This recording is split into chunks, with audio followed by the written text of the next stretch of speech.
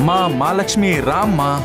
ఈ అద్భుతమే ఊహించనిదే, ఊహల్లో ఈ ప్రేమే లేనే లేదే.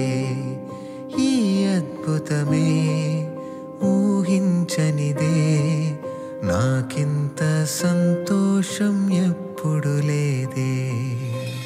నిశిలా నలుపై నేనే ఉంటే, ససివై ఇలకే నువ్వొచ్చావే. ఎదకే వెలుగే చూపించావే, అలనై ఒడిలో నేను దిగానే.